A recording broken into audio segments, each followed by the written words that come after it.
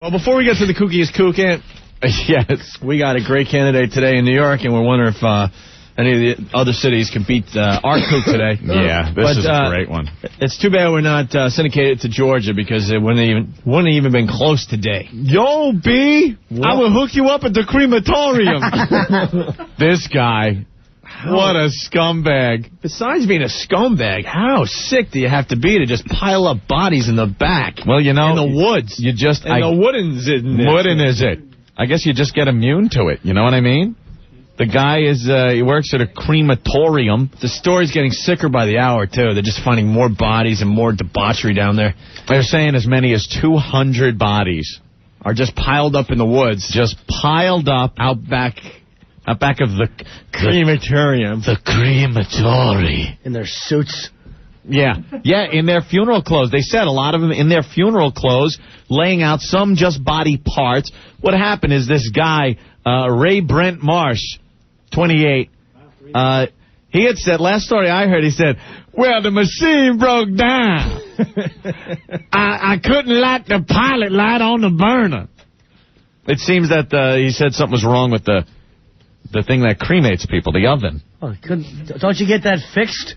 Yeah, you would think you would. But no, you keep taking the money from the people, and you give them in the urns cement mixed with wood chips and sawdust, and you give them that as their loved one. Then you promptly take the loved one out back, and if there's no room in the shed, because that's filled with other people's loved ones, you throw the body in a wheelbarrow. You throw in the wheelbarrow. And then you just kind of go in the woods with, Grandpa or your uncle or something in his nice suit, just wheeling along in the wheelbarrow, and you dump him in the woods. And then months later, I believe some of the bodies he had to toss on top of the pile. Toss, and then there's a lake on the property, too, so they're going to dredge that and see if the guy decided he was going to throw some in the lake.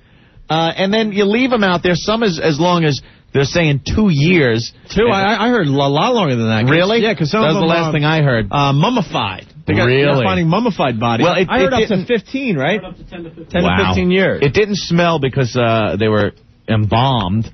Oh, is that why they don't stink? Yeah, the bodies were embalmed. Yeah,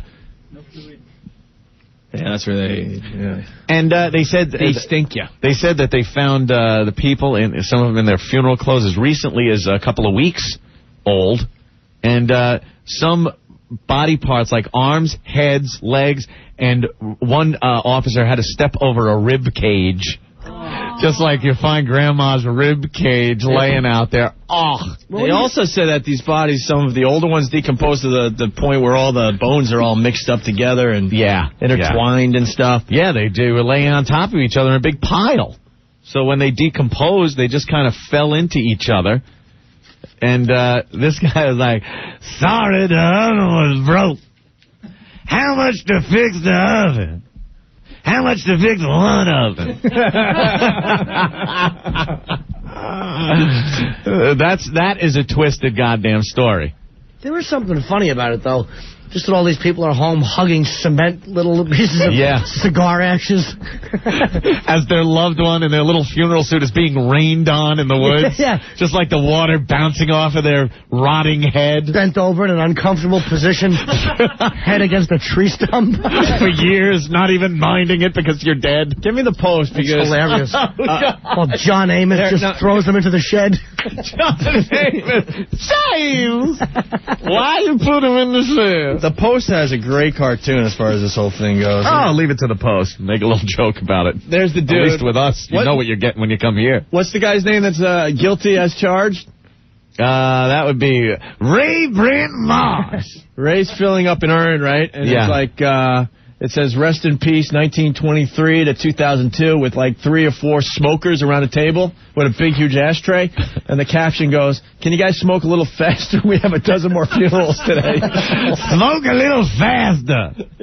I need some ash. What a twisted story. Yeah. Found at least 149 decaying bodies have been counted since Friday. Thinking they'll push it to about 200. Let's see. Forensic teams expected to concentrate Wednesday on the contents of 6 vaults on the crematory property filled with human remains. He said the teams anticipate the vaults meant to hold a single body could hold from 20 to 40 bodies apiece. Of course, if he had to start throwing them outside, you got to figure every inch of vault or closed space had been taken if he's resorting to, where the wheelbarrow? I'm going to take Grandma out to the woods. Now, how did he get caught? Oh, that's interesting. I don't know. I guess someone stumbled upon some remains. That's usually what happens. You know what's really funny is that there's probably a couple of really embarrassed people who made those real final amends to an urn full of wood chips. Just crying and sniveling and apologizing and saying, I love you. Yeah, and saying those last things. They realized they were talking about crushed cement. And there's the real person, like you said, head bent against the tree. All crumped over. Shaped like a boomerang. So sick. With an arm that if you were alive would be so painful you'd have to move it, yet in death you just sit there for eons. Awful suit all bunched up like a boomerang. Can't pull that wedgie out of your dead ass. Guys are sick. Isn't that horrible? John, what's going on? Hair misplaced, tickling your nostril forever. He should have put them in really funny, wacky positions. Look, they're walking like Egyptians. Or like one guy with his head in another guy's lap and another guy pointing at him. At least pose and have a little fun with it. John, what's going on? Hey, guys, you were talking about how they got caught. I heard they got caught because somebody got their asses home and they were a little suspicious because Grandma smelled like cedar mulch. Cedar mulch. Jeez, Grandma's got that fresh scent. She keeps the closet fresh. What a sick man. I don't know what happened, but I spilled a little water in my husband's ashes and it hardened up and fell and broke my foot. Take care, boys. I'm going to go listen to myself. I can't find out on this story how they found it. Louie, what's up? Hey, what's going on, guys? I just wanted to say, I got 2 points. Can you imagine how screwed up it would make you if you grew up in that environment with dead bodies? That's what your parents do for a living? Yeah. Yeah, uh-huh. And another thing, I had met someone a couple of years ago, and he had just mentioned that his parents owned one of these mausoleums, and they were all into smoking the embalming fluid on weed. And I wouldn't be surprised that it came out eventually that it's a possibility that they were he was into smoking embalming fluid and it screwed him up. All right. Yeah. All right. Oh, sorry, Louie. Oh, someone walking a dog found a skull is how that whole thing started. Wow. Walking the dog, you find the skull, and investigate a little further. Then you find 200 bodies. Elliot said that there was nothing a company record indicating that Tri-State's response was service call cost $795. The type of incinerator the family bought could cremate an average of 200 bodies a year. That's it? Seems a little low. Wow, how does that? I think you're just doing one after the other. That's what I thought. Just put them in and... Keep the fire burning. Pete, what's going on? Hey, what's up, guys? Yeah, I heard he's making a killing for a profit. There you go, you wacky, daffy bastard. Later. Thank you, Pete. You wordsmith. Heard he stiffed him. All right. That's weird, though, too. They said that some of the coffins had been buried at one time and then dug up. Like, what's that all about? Maybe you remember one was particularly attractive. You've been stood up one too many times, and you're like, I'm going to teach someone a lesson. All I can think is you dig up an old one to put in a new one, hoping that the old person ain't going to think about it. Yeah, he ran out of room. So you dig up the old ones, throw them in the woods, and you got new space. Dave, what's up? Yo, guys. Hey. Talking about Kooks, how about the Kook in New York? Well, that's what we're about to talk about. Oh, yeah, this guy is great. I challenge all the cities that are hearing our voices right now to come up with a better kook in the news than this one. How crazy is that? Well, let's read the story, all right, Dave? All right, you want me to tell you or you want to read it? No, we're going to read it here. Thank you. All right, guys. Thanks for reminding us. We all have our workbooks. You should sit the bodies up and put little party hats on them, and then smoke a joint and say you want some, and then punch him in the head. How friggin' sick is that, man? You do realize where that came from, right?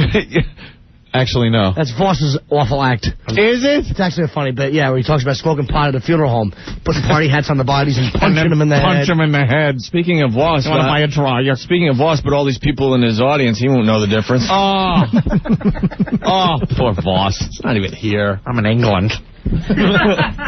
Voss in England. Very funny bit, by the way. We got to replay that sometime this week. All right, Anthony. This is the kookiest kook of the day. Oh, yeah. Maybe another city will beat us today. I doubt it, though. Madman bites off lover's face.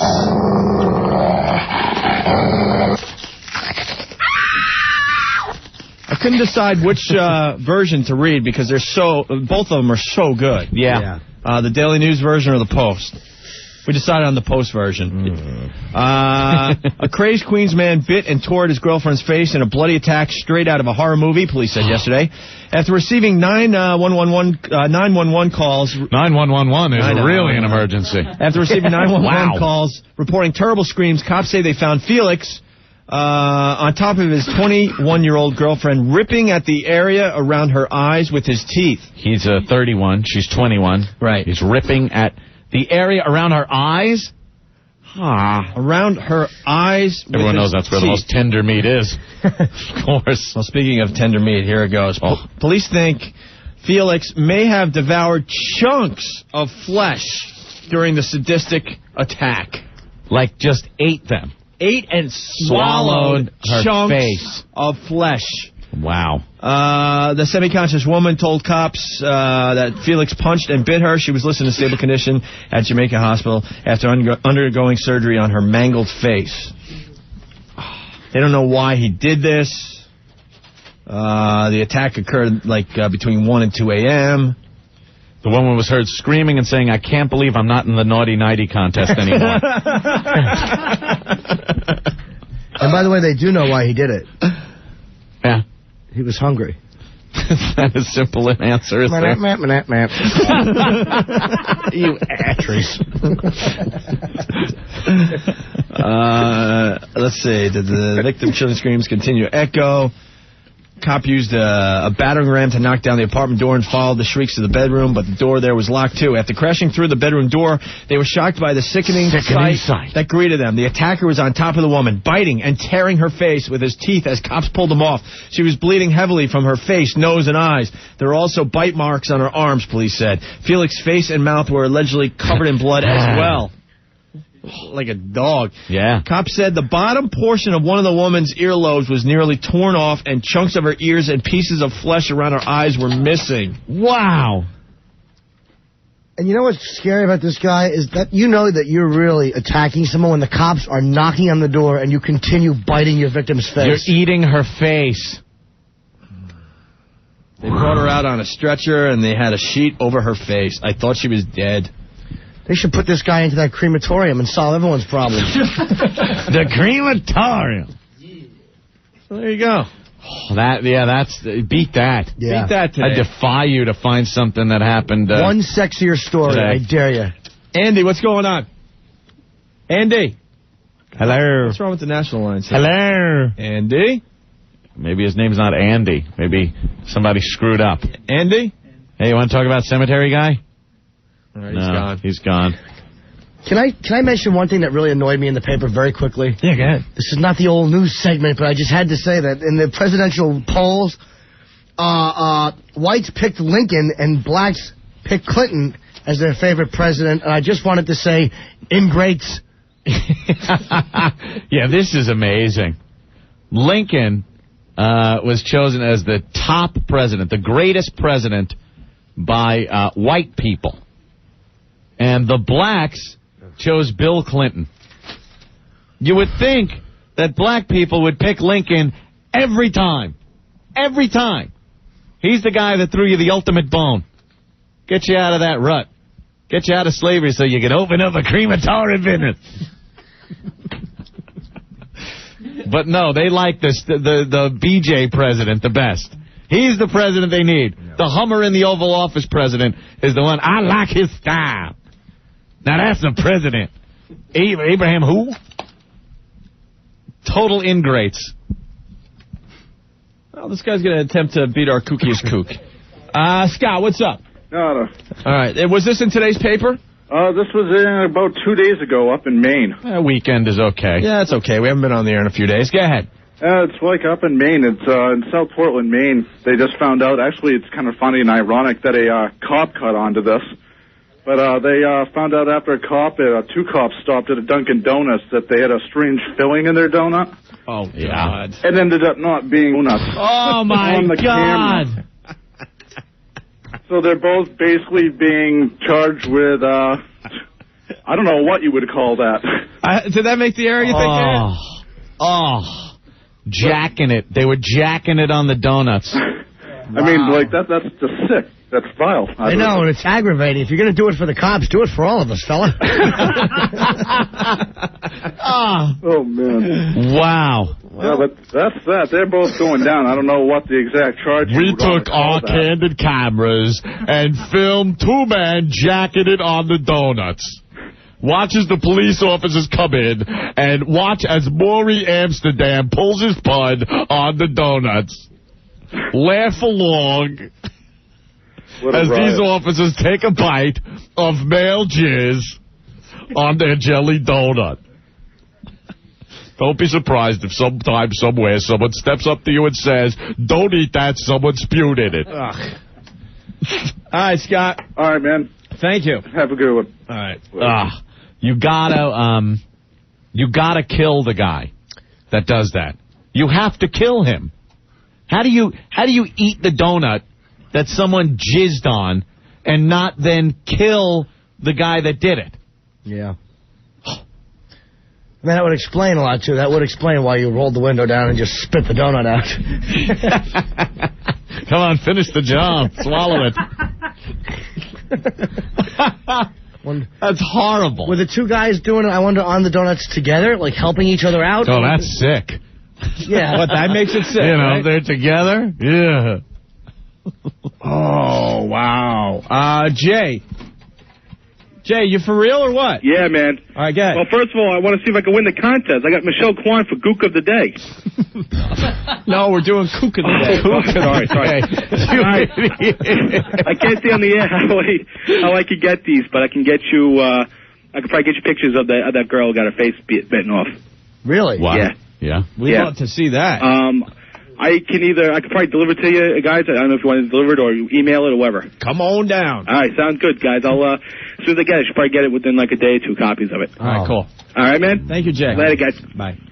Could you get it?